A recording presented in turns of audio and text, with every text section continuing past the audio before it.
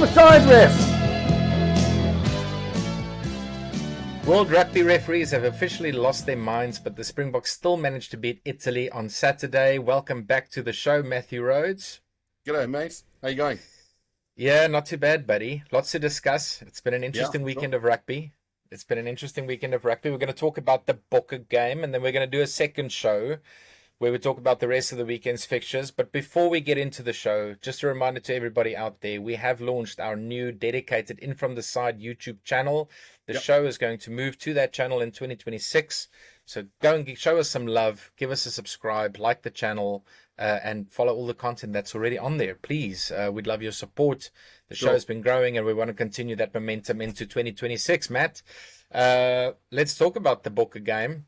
I mean, we don't want to be typical South African fans and bitch about the referee, but that was an absolute howler on the weekend. Let's just start there and get it out of the way. Look, I think the most disappointing thing for me is the referees have all their protocols and all their systems, and I think at the core desire is to mitigate any kind of major injuries and to make sure the game is clean. But I think they're going over the top. So my most frustrating thing is that they're not using the structures and the systems that they put in place, and they're getting too finicky. So straight red cards when you've got a bunker review system that you can use a yellow on review and let someone else spend another 10 minutes looking at multiple angles of footage and other areas and then make a decision collectively. The other side of that as well, there's 3 on-field referees. All of them are world-class, and not one of them had or has had the impact to turn around and go, guys, do we not think that this is mitigating factors here? He's dipping, knees on the ground, certain things happening. So I think for me, it's frustrating that they are looking to be proactive and positive with the systems that they're putting in place, and then referees on the day, on the field, are not using those systems to their advantage and giving themselves more time to make really informed and educated decisions that by all means would have massive impact on the game. And so instead of just brandishing red cards straight away, to use the bunker review, and they're not doing it. So that's for me. Look, it's the red cards. You can say what you want, either you're for or against in terms of these last ones that have been brandished. I personally think they were overreaching, over the top. It didn't look like they were as nasty as they needed to be. And for my mind, they were mitigating factors. But to brandish a straight red, the consequences thereafter for the player and for the team, not only in the game, but in the weeks following, I think just really leaves a sour taste in the mouth. Yeah, absolutely. And it is something that we need to talk about because it's getting a little bit ridiculous now. I mean, it happened against France, and I can maybe to a degree still understand why Luit got a red, because it was direct contact to the head. He didn't wrap the arm, right? Let's bury that. But this one with Sos is just ridiculous, because we've seen the same incident in the Japan-Wales game, and we've seen a similar incident against the Fiji-France game, where in both those incidents the players got a yellow. It was reviewed with a bunker, and they came back after 10. So why is it different in Mostert's case? And the only difference is a difference in the match officials. And the problem is you're trying to have a blanket approach on something that is very subjective, and that's the problem, is you're never going to get rid of that subjectivity in contact. And ultimately, I think sanity needs to prevail. Rugby is Heineke Meyer always used to say when he was Bok coach, rugby is not a contact sport, it's a collision sport. And it is, right? You need to dominate that collision. It's part of what makes the Springboks successful is we get over the advantage line, we dominate in the tackle. It's very, very difficult to make meters against us. And now you can't sacrifice that edge that you have in a game purely because you're afraid of getting a red card. So I don't know. I think World Rugby's got a massive problem here, because on the one hand, you're right. They bring in the bunker review, and then they don't use it. Then they give the refs autonomy to make their own decisions on the field. But they are going to get it wrong. And then that just opens them up to scrutiny, which I don't want to defend the referees. They made a stuff up, but it's also not fair on them. Use the technology if it's there. Correct. So I think Angus Gardner is a fantastic referee. I really like him. I think he uses a lot of logic and common sense a lot of the time. I love the way that he communicates to the players. So for my mind, he's right up there with some of the best. It's just disappointing. And to be fair, I don't think he puts a lot of foot wrong often. But on this occasion, I think he could have used the tool sets available to him, used the bunker review that was available to him, said, look, I think it might be leading to a red, but it could be a yellow. There are mitigating factors. There's another player making a tackle at the time. Ramos is dipping, etc.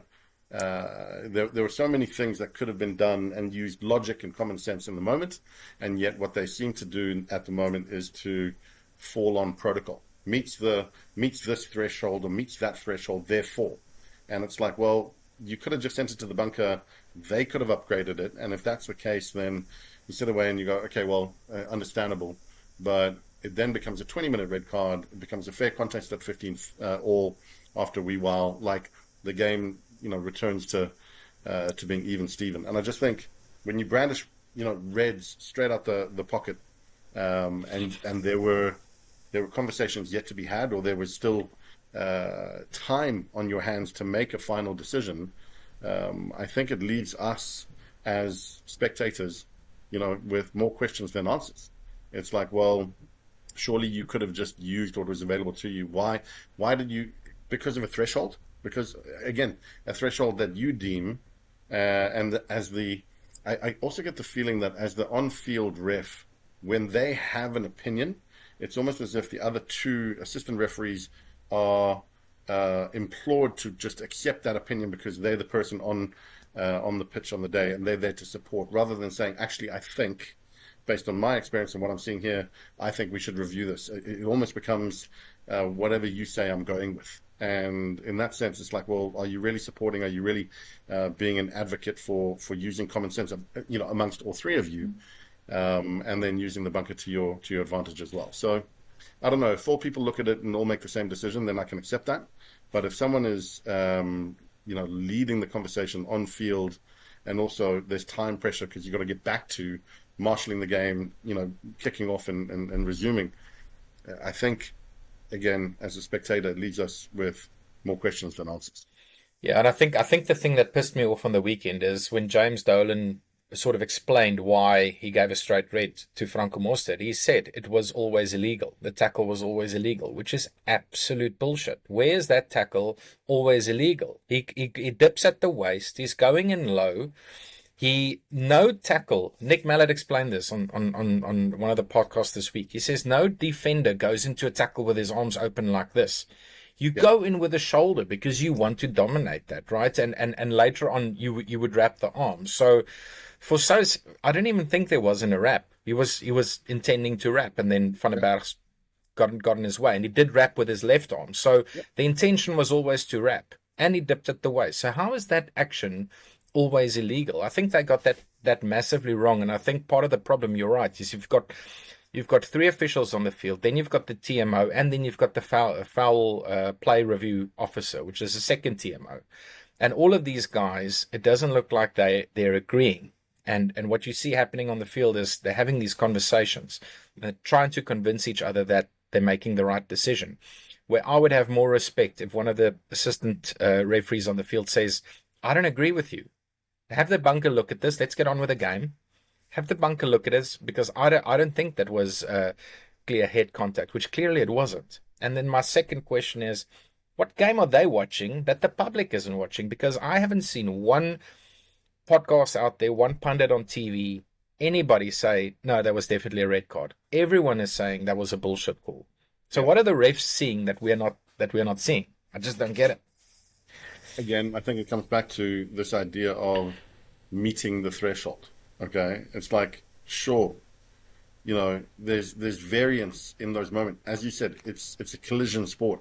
These guys are going full ticker. You want them to be at the limit. You want them running in, obviously not dangerously, right?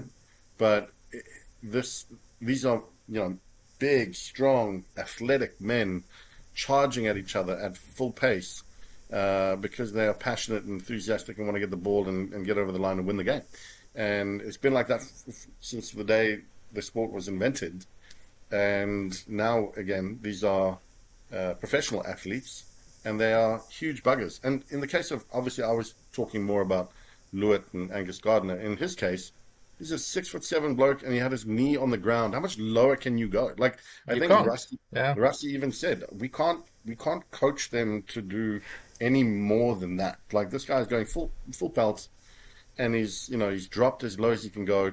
Ramos is in the tackle. I think Corpus Reinach is making the tackle, and he dips as a consequence, and there's a collision. That was last Yeah. week. This week with Sos, and you just think there's someone there with the advantage of having technology. They can slow it down, and obviously think that they can speed it up. They can see it in real time, and they can spend 10, 15 odd minutes going, you know what, guys, I think we're going to keep it as a yellow. Like, there's enough here to suggest there wasn't, massive foul intent. I think if you're running in a la 1980s and punching someone straight, then okay, there's No issue. No yeah, issue. no issue. Send them off. There's intent there, right? But I think these professionals, they want to be on the field, they want to be on for 80 minutes, they want to play for their country, and they want to win the game, and they don't want to be that individual that lets their team down by being sent to the bin. And so, I don't think there's any intent, to meet the foul play. So I think, I think World Rugby needs to look at it. We want our referees to marshal the game. We don't want it to be too much in the hands of the third umpire, the off-field referees. But at the same time, when it's such a big call, when you're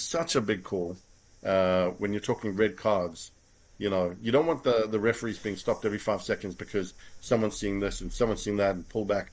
You want the referee on the field to look at it. And I think Angus Gardner, once or twice in that game, did something similar where he said, for my mind, there's nothing there.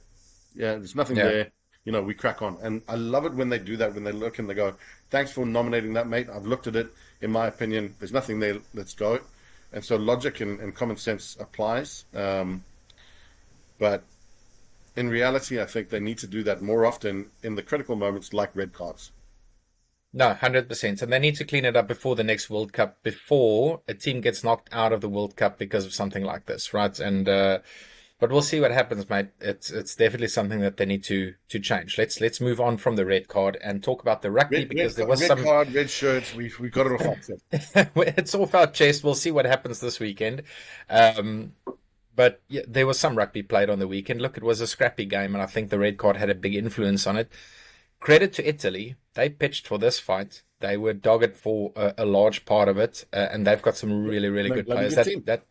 That center combo is really potent, and they made us scramble at times. But I think some of the standout players, like Damian Willemse, he deserved his Man of the Match award. The amount of times that he saved us just by his positional awareness and his positional play when they put the little grubbers and the little chip kicks through. He saved us a lot of times. But again, you said this last week, we had just kept in the fight. We just kept in the game until we could land the sucker punch. And as always, it is a little bit predictable with the Springbok team. In the last 20 minutes, you've got to play out of your socks, because if that bench comes on and they start firing, you're in trouble. And again, that was the big differentiator this weekend. Yeah, I agree. 100%. I was going to say the same thing. I know that we mentioned it last week, but just staying in the fight, just being there, not letting the scoreboard get away from you, D'ing up, using your defense strategies, and, manning up wherever you can across the park, knowing that you're a man down, and just, fighting tooth and nail for the guy next to you, just staying in it, staying within the scoreline, giving yourself and your team the opportunity to steal a win. I know the scoreline reflected something different than a stealing of the win, but I think it's a credit to the boys. Again, they went down early. I think 50-odd minutes we had to play, 70-odd minutes we had to play this time, where last week it was 60-odd minutes. You just think to yourself, well, we did last week against the French. We can do it against, we proved we can do it then. We're going to do it again this time.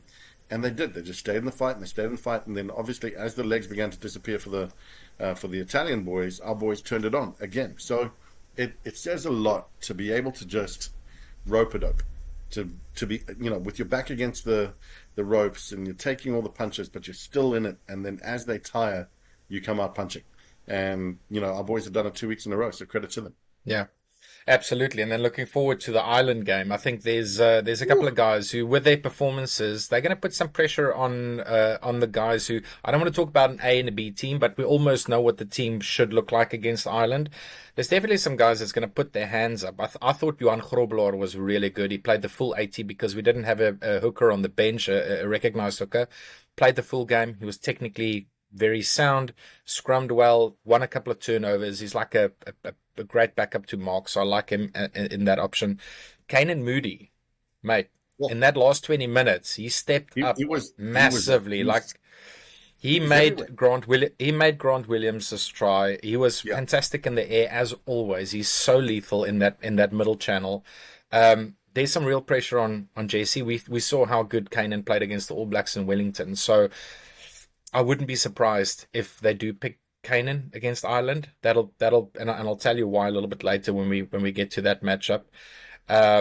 Andre Esterhuizen again off the bench showed his value as playing this huge. hybrid role because Yeah, on defense he can cover in the back line, and when we need someone in the scrums and in the mauls he can go into the forwards. yeah. These were some of the standout players, but looking forward to Ireland, mate, they're off the back of a massive win against the Aussies. They smashed their Mac Hansen hat trick. We're going to get to that game review in the next show, but they're What was firing at that? the right time. So we almost, after the France game, we said there's no way we're losing against Ireland, but fuck, we're going to have to pitch and play out of our boots to beat these guys in Dublin. Yeah, yeah, I think so. Like, I think it's going to be a great game. I still think we've got the. If we can just keep 15 blokes on the field, like that'll be great for us. But I think also, as much as Ireland were good, Australia have been shit. They've They've been been really shit. they've been inconsistent. The only thing consistent about them is their inconsistency. And um, like, I think we both called it. We didn't pick that the Aussies were going to show up. We did say it wasn't going to be as flattering a scoreline. Mac Hansen, first 20-minute hat trick, I think. They just Yeah, his first two tries were exactly the same play. It looked like a replay when they ran in the second try. It was just, and you think to yourself, Australia, what are you doing defensively that is just allowing these boys to run all over you? So I think they came back in a little. They didn't show much fight. There's just something wrong with the Australian rugby at the minute. I mean, I know that they beat us early in the year, but they flash in the pan type stuff. There's nothing. They're not building anything. There's no consistency there. And it's not a surprise that they got rolled by Ireland.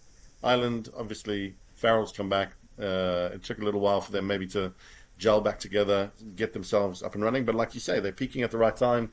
World number ones are coming to town. We're on a roll. We're on a high. We've taken some shots. We've come up the other side. We're dogged for it, and we've got the pedigree and the results behind us. So that we've got momentum. They've got momentum. It's going to be a sensational clash. yeah. We don't know what the team is going to look like. Russie's only announcing that on Thursday. We do expect some of the regulars to come back. I think Lucet's going to be an interesting one. Is he going to go with Buan Venter? He pulled him in both tests, both of the last two tests. Yeah, Pulled it's him tough. after 30 minutes. So he might just start with Steenekamp, or he might move Thomas the Toy to Lucet. We'll have to see. I think that's going to be an interesting selection. And then depending what happens with Franco Mostert's hearing, which I believe is today, and they're also appealing Lewitt's ban. So that appeal is going to be this week. Depending on what happens with Rightly those so. two hearings, And rightly so. yeah, Like, uh, we'll see what the locks are going to look like on Saturday.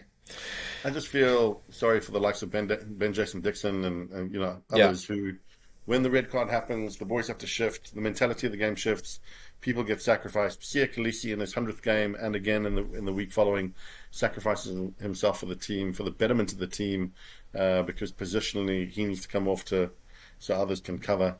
And you just think, that's a sad state of affairs, but at the same time, it's the right call because we walked away with the W on both occasions. So, yeah, the one overarching thing about this Boca team is they will live and die for each other, and you can see it in the way they're just super passionate. They go to war together. So, as a fan, that's lovely to see, and it's been like that for a while. We had a few speed bumps that we had to get over early in the year, but I think this team is firing. So, as much as Ireland have come off the back of a good win, still think it's our scalp for them to take, and not the other way around. Okay, so you're picking a Bokke win. If I have to put you on the spot, Matt, by how many? Oof. If we can keep 15 people on the field, right? Uh, I don't reckon, and again, they're coming off this high against Australia. Um, I don't think it's going to be massive, but I reckon we'll do them by between 10 and 20 points. Oh wow. Okay, so you're going big. I think I around, think I the think around, last, I think 15 points is what we'll get. So at least yeah, 10, possibly 20. I think 10 to 15 points maybe, without sounding too overconfident. I just think this team has shown they're very difficult to beat, And and all as of good as our Ireland were, yeah. and all the guys that are that the from Ireland that watch our show, not many, but the ones that do, are literally throwing things on the TV right now because again, we're not giving them the fair credit and the dues that they are deserving of. They had a really good win against Australia. They've been inconsistent before. They're coming into some form, so good on you. But again, world number ones back to back. Took me all of 21 minutes to say it. Back to back world champ. Yeah, We'll see we're coming to how many more times you can fit that into the next couple of minutes before we close out, Matt. Okay, so we're both picking a Booker win, rightfully so. I think we're really at the peak of our powers now. Talking about great players, they also announced the World Player of the Year nominees. We said a couple of weeks ago we think Peter Steff is still in the conversation. He top should man. get nominated, which he is, together with Malcolm Marx, Oxenchair, and then one lone Frenchman, Louis Biel-Biarri. And unless they red card one of our players, I can't see a Frenchman winning this, specifically after we've beaten them. So I think it's safe to assume that one of those three guys will win World Player of the Year. To be honest, I think Peter Steff needs to get the treble. I think out of those three, he's been consistently I the think he's the best in the best. team. I think he's the best. I was surprised by Malcolm's inclusion in that list. Um, he's been immense in the last wee while. Yeah, he had lost a bit of form earlier in the year, and he's found it again. I'm super chuffed that he's back to his best in terms of jackling and winning turnovers in the breakdowns. Because again, um, he wasn't really utilizing that particular skill set for a little while, and now that's back in the frame. So he's deserving of being in that three. But I think, as you said, consistently, Peter Steff has been head and shoulders above. I would like to see it go to Ops because I think Ops was in line. He should have maybe won it last year. A lot of people Um, said he should have won it last year. Yeah. yeah, he should have won it last year. The only concern I have is obviously he's injured now, and so there's been some games where he hasn't been playing through, and Peter Steff has been, and he's been immense consistently. So I think, for my mind, Peter Steff wins it. If he wins it, would that be the first time someone wins it three times? A South African, Or yes. South Richie Africa? McCaw's done it. Richie Richie McCaw and McCaw's Dan done it three Carter. times. Yeah, Yeah, Richie and I think McCaw, Dan Dan Carter's Carter. done it three times. Richie McCaw, Dan Carter three times, and then Peter Steff would be equaling them as the most. So I think, look, genuinely, I think he's deserving of it. But if it went to Ops or Malcolm, I'd be happy for both of them. Of course. But obviously, Ops because I think he should have won it last year. Yeah, 100%. And then also the nominees for World Breakthrough Player of the Year. We got a nomination there, Ethan Hooker, which I thought maybe Sasha would be in for a shout, but maybe they're just looking at debutants.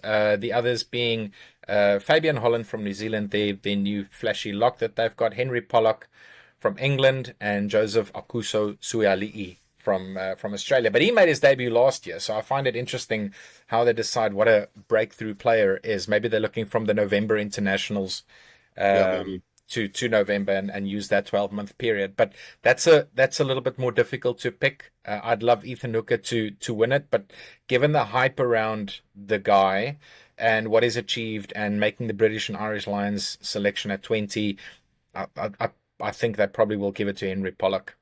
I think so too. I think it's going to be Pollock in pecking order. Probably Pollock, Suali'i, one and two. If he got it, in terms of impact, like in terms of his team, and they haven't had the results, but the hype around this individual, Pollock's been huge. Obviously, as you say, Lions, very very chuffed for Ethan Hooker in his breakthrough year. He scored a try on the weekend, deservedly so. I don't know if you know this, but his mother is a Zimbabwean lady, and I Oh, was there on Saturday watching a game. with a whole bunch of her ex-school friends. They all went to school in Zimbabwe together. And so they were all as proud as punch when he got his try.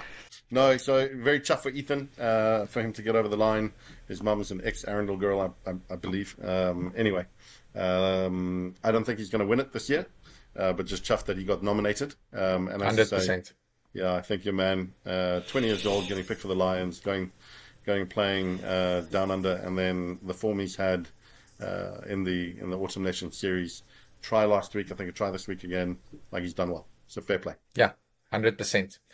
Right, Matt, big game on the weekend. That's the show for today. Thank you very much to everybody out there in YouTube land for your continued support. Remember, I'm going to remind you every single week, go and like and subscribe to the new In From the Side channel on YouTube, not the Real Rugby channel. Thank you for your support there as well. We're going to move the show onto our own dedicated channel in 2026. Matt, we'll chat again next week. Go Bokke. Go Bokke. Cheers, boys.